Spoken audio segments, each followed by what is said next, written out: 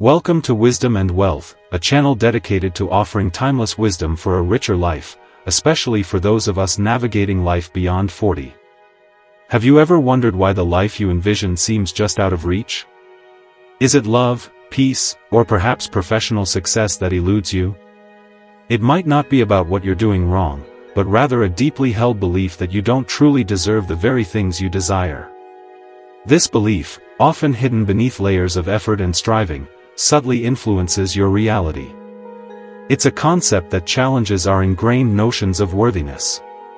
And if you're eager to embark on a journey of self-discovery and embrace the abundant life you deserve, make sure to subscribe to Wisdom and Wealth.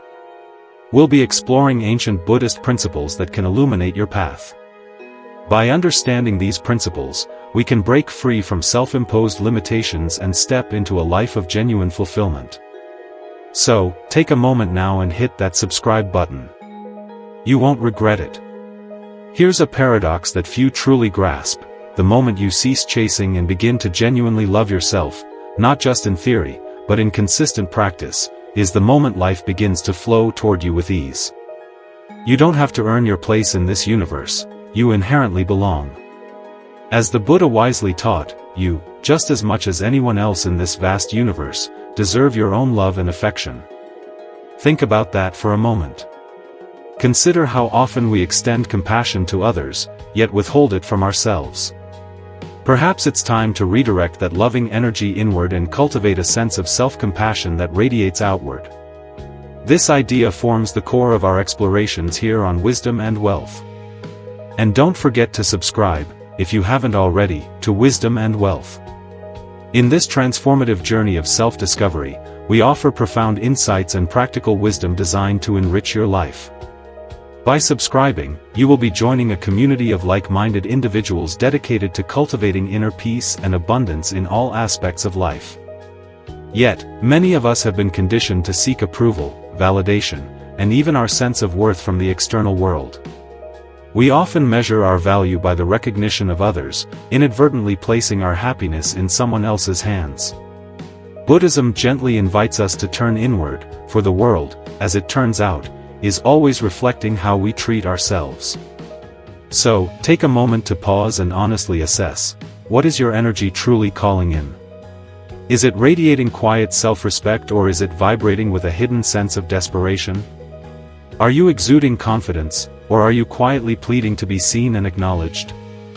In this video, we'll delve into powerful Buddhist teachings that reveal how genuine, grounded, spiritual self-love can begin to transform not only how you feel internally, but also the very circumstances that unfold around you. And at the end of this insightful journey, we'll share a bonus revelation. A truth rarely spoken yet deeply liberating, the kind of insight that shifts everything the moment it clicks into place. And just a friendly reminder, if you enjoy content focused on improving your life and overall well-being, please consider subscribing to Wisdom and Wealth for more enlightening insights. Chasing is often the shadow of self-doubt. Have you noticed how the more desperately we pursue something, be it love, success, or inner peace, the more elusive it seems to become? Why does life appear to recede just as we start chasing it? Buddhism offers a profound, yet understated insight: the one who chases the world often forgets the stillness that moves it. In other words, when your inner world is in turmoil, life struggles to settle around you. The pursuit, regardless of how noble or urgent it appears, often stems not from confidence or clarity, but from lack and fear. Envision this scenario: a bird gently resting in your open palm. If you suddenly grasp at it, startled by your own need to possess it, it will undoubtedly fly away. However, if you remain calm, steady, and open, it might choose to stay. This is how all meaningful things in life respond. They are drawn not to frantic reaching, but to the gentle gravity of your presence. When you chase from a place of need or emptiness, that energy, however subtle, is palpable. Even when masked as ambition or hard work, fear has a distinct scent that repels. Not because the universe is punishing you, but because life is perpetually mirroring the state of your soul. We've been trained to believe that desire necessitates pursuit: run harder, work more, prove yourself, get there faster. However, Buddhism teaches a different rhythm, one of conscious stillness, not passive waiting, but embodied presence. It's not about abandoning your dreams, but about relinquishing the desperate energy fueling them. As you begin to fully embrace self-love, the chase loses its power. You no longer implore life to validate your worth, you embody it. You become the very proof you were hoping to discover. Take a moment now. Close your eyes, breathe slowly, and visualize your desires. See them not as distant peaks to conquer, but as lotus petals floating toward you on still water. You don't need to splash or stir the surface, simply remain grounded and rooted. Let the petals come to you. Because when the waters of your mind are still, even the moon reveals itself clearly. Sometimes, what we're chasing isn't the goal itself, but the feeling we believe the goal will finally grant us: worthiness, safety, love. Perhaps it's not the outcome that needs your focus, but the part of you that feels unworthy without it. Can you sit with that part? Can you hold it in your arms like a child and whisper, "You are enough, even now"? Buddhist wisdom reminds us that suffering arises not from lacking, but from clinging, from the belief that we must earn what is already our birthright. However, when you begin to love yourself, not someday, not when you're perfect, but now, exactly as you are, peace begins to blossom. And peace is magnetic. It draws in the right people, the right moments, the right opportunities. Not because you wrestled life into submission, but because you finally stopped resisting your own being. Here lies the profound irony: the moment you cease chasing, you begin to attract. Why? Because the universe doesn't respond to the clamor of your need, it responds to the quiet strength of your vibration. And the vibration of self-love is undeniable. It doesn't demand, it doesn't grasp, it allows, it welcomes. The more you return to yourself, to your center, to your wholeness, the more the world begins to shift toward you. You are not an empty vessel waiting to be filled. You are the sacred space that life longs to enter. When you treat yourself as whole, the world reflects that fullness back to you. We'd love to hear how this speaks to you. And if you're unsure where to begin, simply type this in the comments as a declaration to yourself: my self-worth attracts more. Wholeness attracts, wounds repel. What if the world doesn't withhold what you long for, but instead, gives you what you believe you deserve, not as a punishment, but as a reflection of your deepest convictions? This is one of the quiet truths that Buddhism teaches us: we are not here to chase outcomes, but to understand causes. And the most potent cause behind everything you attract in life is the energy you carry within. There's an unseen law at play in the fabric of reality: wholeness attracts, wounds repel. Not because wounds make you unworthy, but because unhealed energy distorts your field. When your inner world carries the belief that you're not enough, the outer world echoes that belief back to you. It's not cruelty, it's a mirror. Imagine a ceramic bowl with delicate cracks running through it. You can pour water into it again and again, but the bowl never stays full. The water slowly leaks through its fractures. Now, picture your soul in the same way. You may gather love, possessions, even praise from others. But if your self-belief is cracked, if you quietly doubt your worth, the joy can never seem to stay. It leaks through the spaces where your love for yourself is missing. You might find yourself asking, why do I keep attracting the same kind of pain? Why does every new beginning feel like an old ending in disguise? And the answer doesn't reside out there in the world, it lives in the quiet, often overlooked echo within. Until you begin to see yourself not as broken, but as deeply worthy, you will continue to call in people and experiences that confirm your inner doubts, not your outer wishes. Pause. Take a slow, deep breath. Visualize your inner self as that cracked bowl, but now imagine golden light beginning to pour into each fracture, not to erase the damage, but to illuminate it. This is the spirit of kintsugi, the Japanese art of repairing broken pottery with gold. The cracks are not hidden, they are honored. They become the most beautiful part of the piece. In the same way, your pain is not your failure, it is part of your sacred story.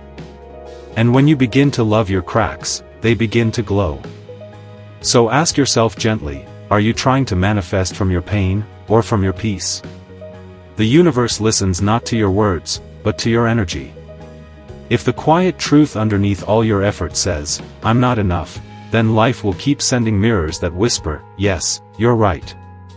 But if you start, even softly, even uncertainly, to hold yourself as enough, your entire reality will begin to transform, not in a flash, but gradually, like morning sunlight dissolving the fog. The Buddha said, you yourself, as much as anybody in the entire universe, deserve your love and affection. This isn't just comforting sentiment, it is a spiritual strategy. Love becomes your strength, not because it forces others to change, but because it transforms what you allow, what you expect, what you attract.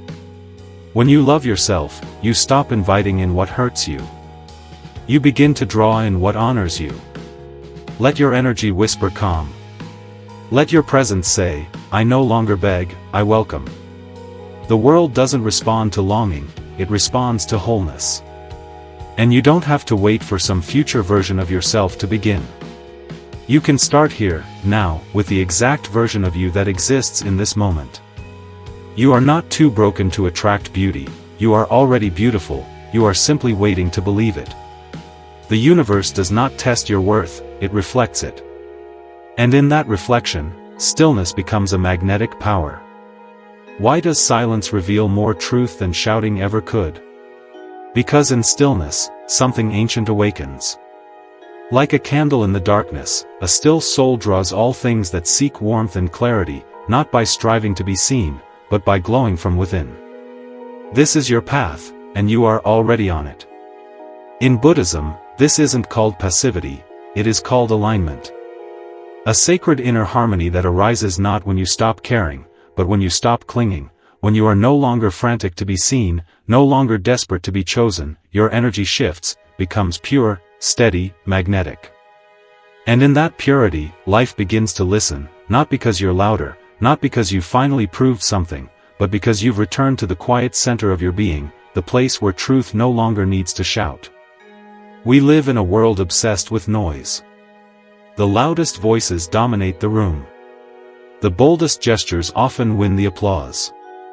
But beneath the surface, life does not respond to volume, it responds to vibration, to the quiet frequency of clarity. Stillness, in this context, is not laziness or giving up, it is inner order. When your thoughts are no longer racing, when your heart no longer grasps, when your energy no longer pushes, you become naturally aligned with the rhythm of things. And in that alignment, you don't chase, you attract. Close your eyes now. Breathe in. Breathe out. Feel the breath move through you like ripples across a still lake. There is nothing to fix in this moment, nothing to prove, just being. And in that being, a power rises, a grounded, luminous power that doesn't shout to be heard, doesn't beg to be noticed. It simply is, and it is felt. Many people ask, why do I feel invisible despite all my efforts? And often, the answer lies not in what you're doing, but in why you're doing it. Where in your life are you being loud because you're afraid of being ignored?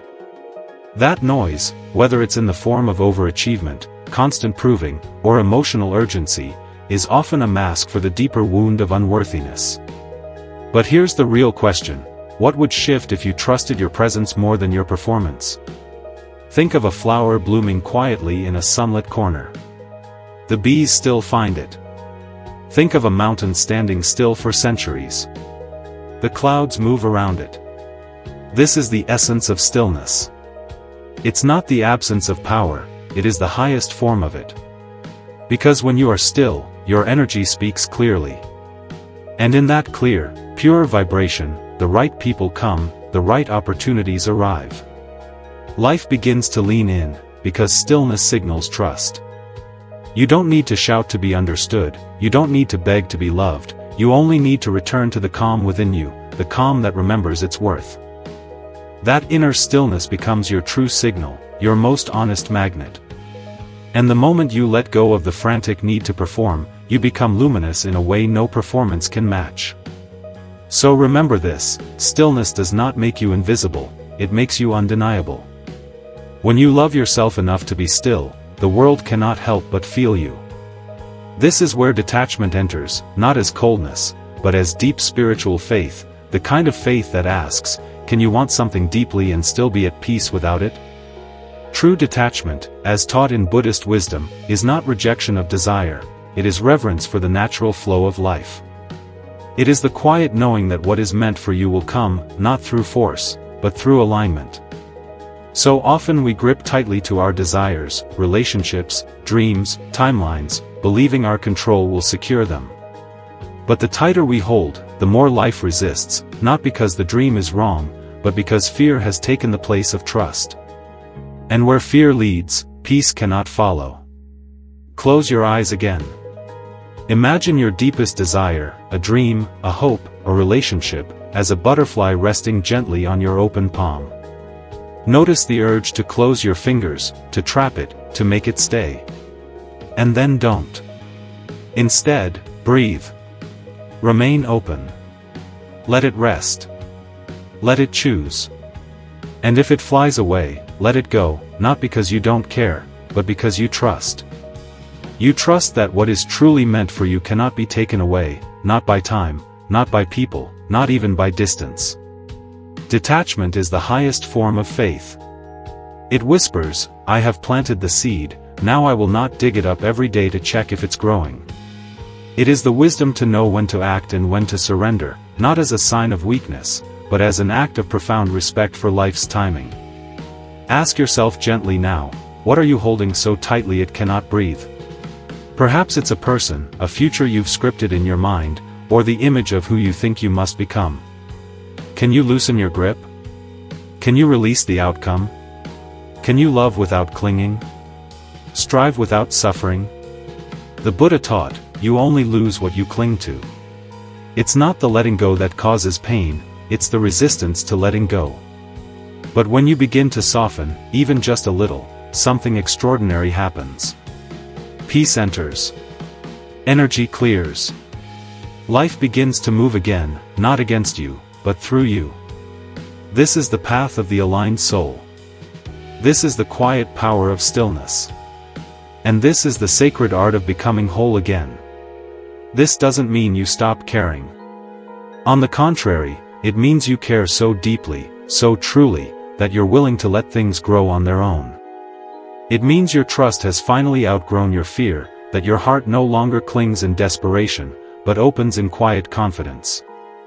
And that's when the universe begins to respond, not to your grasping, but to your grace, not to how tightly you hold on, but to how fully you've surrendered to the rhythm of what's meant to be. You are allowed to want beautiful things.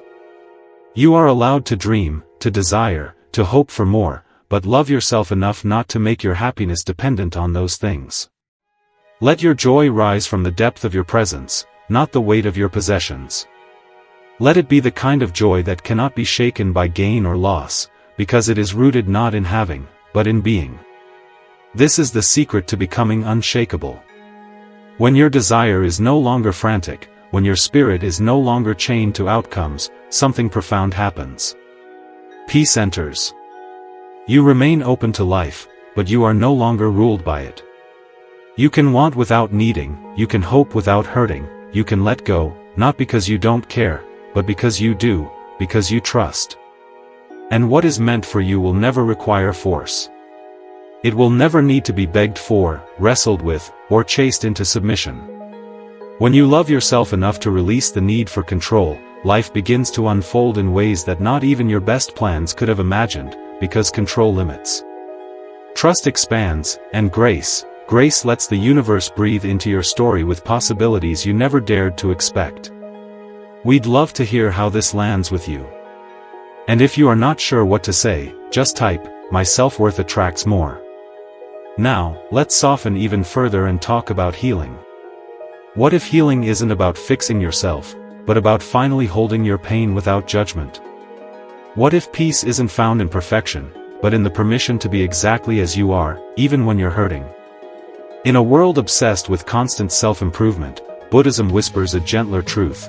You don't need to be perfect to be at peace, you only need to stop abandoning yourself every time you feel pain. Peace is not the absence of suffering, it's the presence of love, even in suffering. And that love begins not when the pain ends, but when you stop treating your wounds like enemies. So many of us scramble to hide our chaos, to silence it, to fix it. But what if your deepest pain isn't asking for a solution, only your compassion? What if all it needs is space to breathe, to be held in the warmth of your awareness? When you meet your flaws with kindness instead of shame, everything begins to shift. You soften. You become safe to yourself. And that safety radiates outward, it becomes a quiet light. The world responds to it not because you've achieved perfection, but because you've become whole. Place your hand on your heart. Feel the warmth there. Breathe into it. Say inwardly, even this deserves my love. Even the regret, even the fear, even the broken parts you wish you could erase, all of it held in the gentle, unwavering embrace of your own presence. This isn't weakness, this is spiritual strength, because self-compassion is not passive. It is an act of power, a quiet rebellion against the inner violence we've grown used to. Many of us carry a war within, a voice that criticizes, shames, and belittles. We wonder why peace feels so far away, yet we offer ourselves none of the love we so freely extend to others. The Buddha taught, hatred does not cease by hatred, but by love alone. That includes self-hatred. So ask yourself gently, where are you still bullying your inner child? Is it the voice that whispers, "You're never enough"? Is it the part of you that punishes yourself for not being healed already? And then ask, what would shift if I offered this pain understanding instead of rejection? Could I listen to my sadness instead of silencing it? Could I let my mistakes rest without turning them into my identity? Healing begins the moment you stop fighting yourself. And peace begins the moment you realize even this deserves your love. Healing begins in the quietest of ways, not with force, not with urgency, but with a gentle shift, a shift from trying to fix what hurts to simply holding it, from punishing yourself for not being better to finally listening to what your pain has been trying to say. It is in this space, this sacred pause of compassion, that true transformation begins. When you start to treat yourself with the same tenderness you so easily extend to others, something powerful happens. Your energy softens, your vibration lifts, and life, sensing that shift, begins to respond, not because your outer world has changed, but because you have. Healing doesn't require you to become flawless, it only asks you to become whole. And wholeness doesn't mean every piece is perfect, it means no piece is left behind, nothing is abandoned, nothing is exiled. When you love yourself enough to sit beside your chaos, not to judge it, not to silence it, but simply to be with it, clarity begins to emerge. Like the first morning light breaking through thick fog, understanding rises slowly, gently, and fully. You begin to see that your pain was never proof of your failure, it was a doorway to deeper love. So hold this truth close.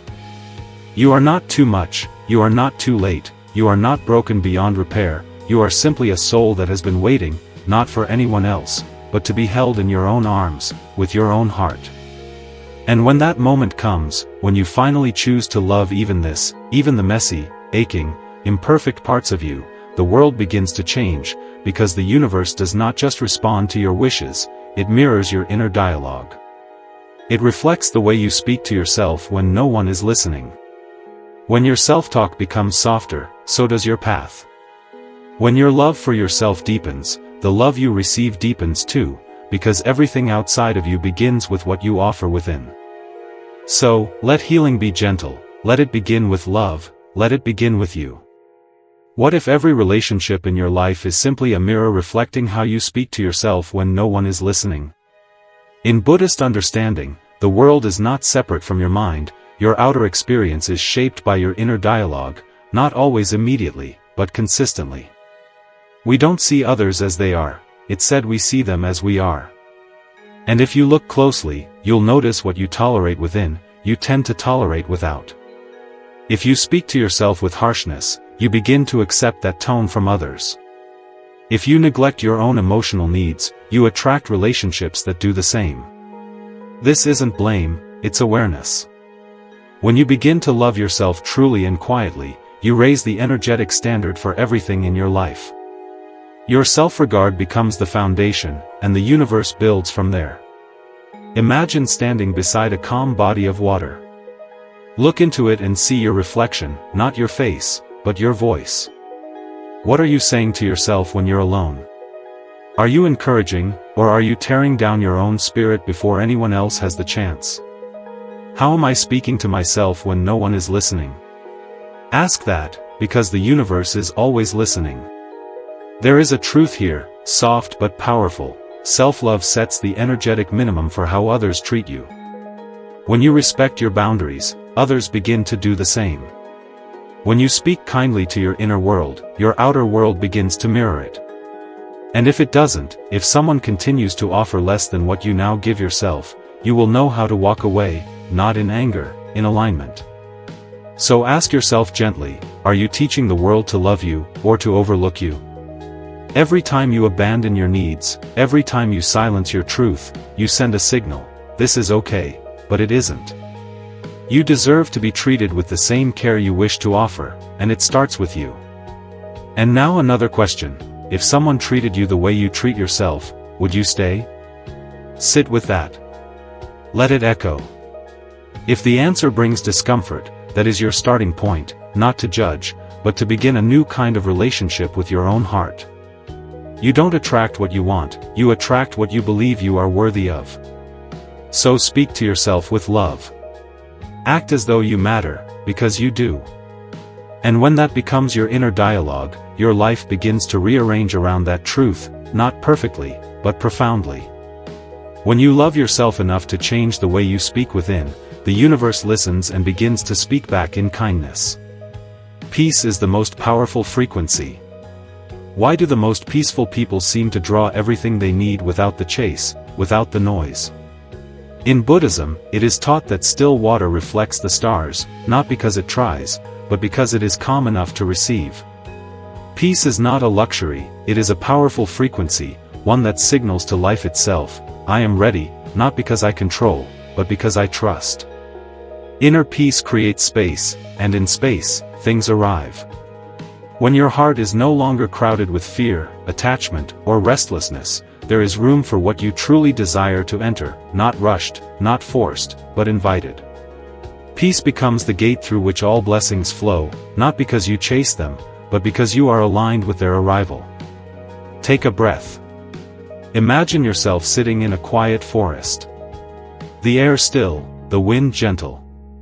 You are not striving. You are not proving. You are simply being. What comes to you in this silence? Perhaps an idea, perhaps a memory, or maybe a deep knowing that you are already enough. In that awareness, you become a magnet, not for everything, but for what truly belongs. Yet many avoid this peace, not because they don't want it, but because it reveals too much. Noise becomes a shield. We fill our lives with distractions, urgency, and chaos, not always to achieve, but to avoid. Are you filling your life with noise to avoid your own stillness? Stillness, after all, reflects everything. And sometimes what we see in that reflection is uncomfortable. But only when we see it can we soften it. The most peaceful people are not untouched by pain, they are simply no longer ruled by it. Their strength comes from within, from having sat in silence with their fears and having made peace with them. That presence, that calm, it draws others, it draws opportunity, it draws abundance, not because it asks loudly, but because it stands quietly without resistance. So ask yourself with openness, what might life bring if you stopped demanding and started allowing? What if, instead of pushing, you became spacious? What if, instead of hustling, you rested in trust? Peace is not the absence of effort, it is the absence of struggle. It is the choice to let life come to you while you remain deeply rooted in your own being. You do not need to exhaust yourself to be worthy. You do not need to force what is meant for you. Love yourself enough to create peace within, and the world will begin to reflect it without. When your frequency is calm, your life begins to harmonize, not immediately, but inevitably. So remember, the still soul draws all that seeks light. In your calm, you become radiant. In your peace, you become powerful. Neediness is the enemy of receiving. Could your hunger for love be the very thing blocking its arrival? In Buddhism, we learn that clinging pushes away the very things we think we need, not because desire is wrong, but because desperation distorts our energy. What you cling to, you push away, not with your hands, but with your fear, your self-abandonment, your belief that you are incomplete without it. The moment you believe you need something to be whole, you've already forgotten that you are. That forgetting creates a wall, and no matter how loudly you ask, the universe hears your lack more than your words. Neediness is not the same as longing. Longing can be soft, patient, open. Neediness is sharp. It says, if I don't have this, I am not enough. And that belief becomes a barrier, not a bridge. Close your eyes. Imagine a thick rope you've been gripping tightly, perhaps a person, a goal, a version of yourself. Your hands are tired, your heart is heavy. Now imagine letting go, not out of defeat, but out of trust. Feel the relief in your hands. Feel the space opening in your chest. That's what surrender feels like, not giving up, but finally letting life breathe. We often confuse need with love. But true love does not beg, it does not plead. It invites, it welcomes, but never clings. So ask yourself, where does need disguise itself as desire in your life? Is it in the way you chase validation? The way you fear being alone? The way you shape yourself to be chosen? Ask deeper. Can you trust that what's meant for you won't require begging? That what truly belongs to you will never ask you to shrink to receive it? When you begin to believe that you are already whole, your energy shifts. You go from searching to radiating, and in that radiance, life begins to respond. Self-love dissolves need. It says, even if nothing arrives, I am still enough. And ironically, it is from that space, the space of sufficiency, that everything begins to flow, not because you stopped caring, but because you stopped clinging. You made space. You aligned. Need is heavy. It repels. But presence is light. It attracts. When you remember your own completeness, your desires stop screaming, they become gentle whispers. And gentle whispers are heard more clearly by the universe. So breathe. Let go of the rope. Trust your wholeness. When you love yourself enough to no longer beg, you finally begin to receive. And in that quiet, dignified energy, everything you once chased begins to find its way to you, not as a test, but as a reflection. Become what you want to receive. Are you asking for something you're not yet giving to yourself? This is the quiet question that shifts everything. In the teachings of Buddhism, the outer world is never separate, it is a mirror reflecting the truth of our being. We attract not what we want, but what we are. And so if we wish to change what comes to us, we must first change what comes from us. If you want loyalty, ask yourself, am I loyal to my own needs, my boundaries, my truth? If you want peace, ask, do I feed my mind peace, or do I let it feast on anxiety and comparison? If you want abundance, ask, do I speak of lack? Do I live in fear of not enough? So often we call for light while clinging to the shadows we refuse to release. We pray for love while abandoning ourselves in silence. Imagine your future self, not someday far off, but the version of you who already lives in peace, love, and joy. Picture them. Breathe with them. What do they think? What do they feel? What do they choose? Each day that you are still resisting, that version is not out of reach. It is already within you, waiting for you to rise to meet it. You say you want clarity, but still surround yourself with noise. You say you want to be seen, but hide your true self behind masks. You say you want deep love, but speak harshly to your own heart. In what ways are you betraying the very thing you say you want?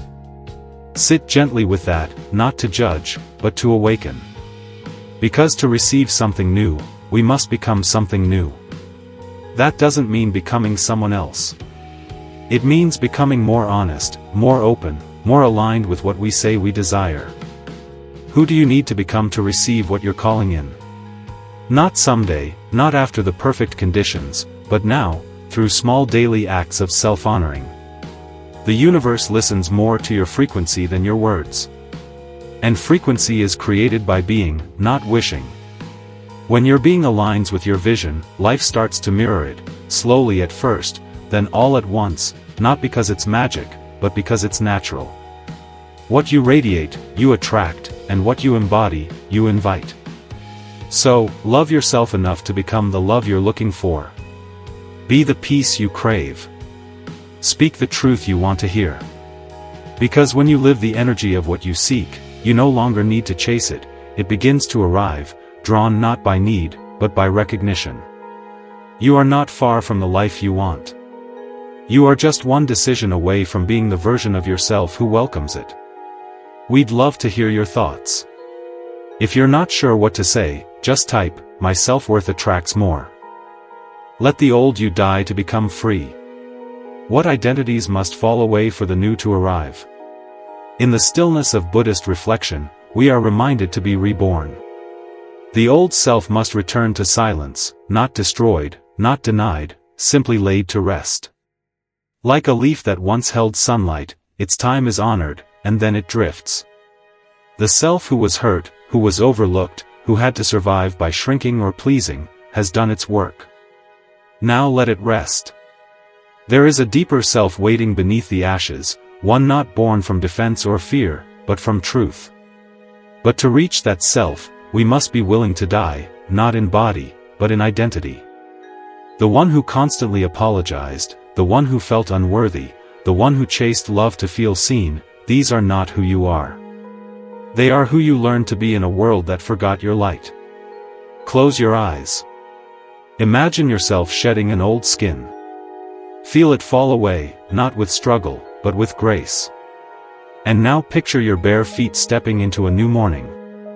The light touches your face. The air is soft. You feel no urgency, only a quiet remembering. You were never the pain, you were never the label, you were never the story, you are what remains when the story ends. So ask yourself with tenderness, what stories about yourself are you still clinging to? Are you still defining yourself by who left you, by what you failed, by how long it took you to heal? Those stories may have been true once, but you are allowed to outgrow them. The past is not a prison unless you carry the key in your own pocket. And then ask, who are you without the pain? Not empty, but vast, not unfinished, but unfolding. This is where your power returns, not by clinging to who you were, but by meeting who you're becoming. You don't need to abandon your past, you only need to stop living through it. In Buddhism, death is never an end, it is a return, a cycle, a transformation.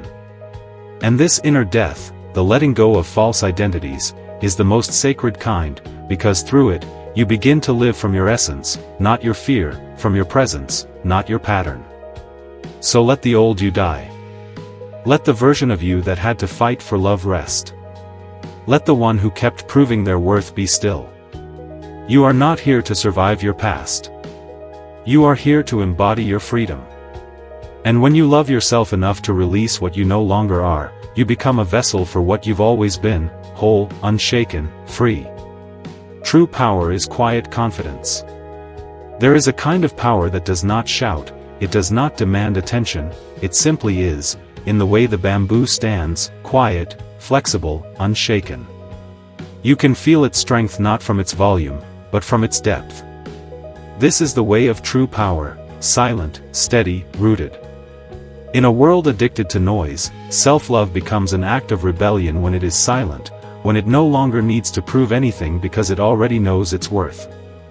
You don't need to announce your value when you're anchored in it. You don't need to chase love when you are love. Quiet confidence is the frequency of those who have returned to themselves, it's the presence of someone who has nothing to prove and everything to offer. And this presence, it speaks louder than words ever could. So many people spend their lives performing worth, trying to earn it, trying to convince others to see it. But when you love yourself deeply, you stop performing and start embodying. You don't move through life looking for applause, you become the silence that commands the room, not with ego, but with essence. Close your eyes. Visualize yourself as a tree, tall, grounded, alive. Feel the wind brush against you. It bends you, but it does not break you. That is what inner strength feels like, not rigidity, but rootedness, not dominance, but dignity. Your presence becomes your proof. Your stillness becomes your magnetism. So I ask you now, where in your life are you still performing your worth, in your relationships, in your work, on social media? And what would happen if you stopped? If you simply allowed yourself to be enough, as you are, in this breath, without the performance. And here's the deeper question: can you let your energy speak louder than your words? Can you trust that how you carry yourself matters more than what you say? Because people may forget your voice, but they will never forget how they felt in your presence. Buddhist wisdom reminds us the strongest people are often the quietest, not because they are weak, but because they are complete. Their self-respect whispers where ego used to scream. Their compassion replaces control. Their silence becomes sacred. So breathe into your stillness. Stand in your quiet confidence. Let the world feel your worth without you ever needing to explain it. And remember this: the deepest rivers make the least noise, but they carry the most power. When you love yourself enough to stop proving, you start attracting, not because you demand attention, but because